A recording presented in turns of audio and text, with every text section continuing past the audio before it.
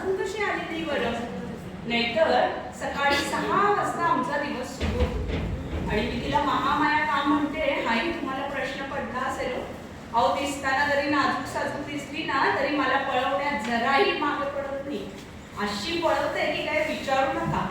आणि त्यात हे रस्ते, अहो रस्ते कसले, खड्डेच नुसते. खड्ड्यांच्या गदारोळात रस्ता कुठंतरी अगदी हरवून गेलाय आणि त्यातून ते स्पीड ब्रेकर, एकदा वर एकदा खाली, एकदा वर एकदा खाली. तुम्हाला सांगते जिन्याची चढ-उतार करताना माझी महामाया जितकी दमत नाही ना तितकी मी ते स्पीड ब्रेकर चढून दमते. पण आज अजून कशी आली नाही. सकाळी 6 वाजता आमचा तो दिवस सुरू होतो तो अगदी पळापळीचा दिवस असतो. आधी बाबूला शाळेत सोडायचं, शाळेत जाताना शाळेतून सोडून आलं की मला वाटतं झालं आता माझ्यावरचा भार कमी झाला.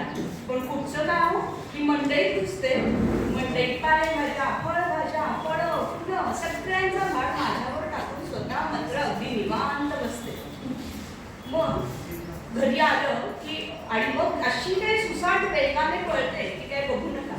खरं सांगू का मलाही तिचा तो सुसाट वेग आवडतो बरं का.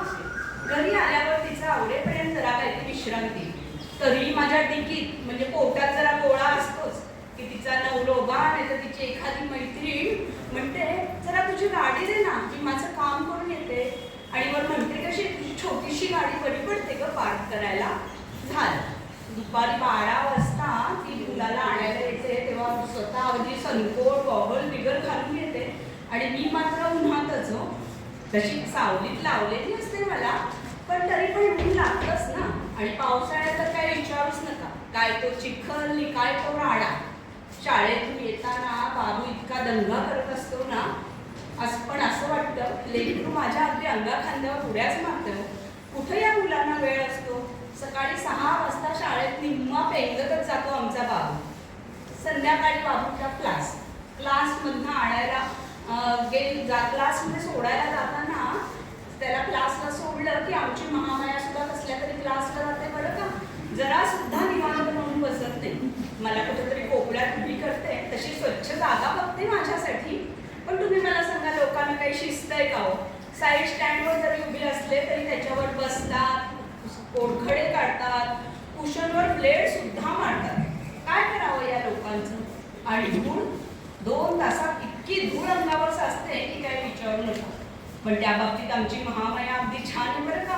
मला नेहमी स्वच्छ ठेवते, माझं तेल पाणी हवा अगदी वेळेवर करते. पण अजून कशी आली नाही.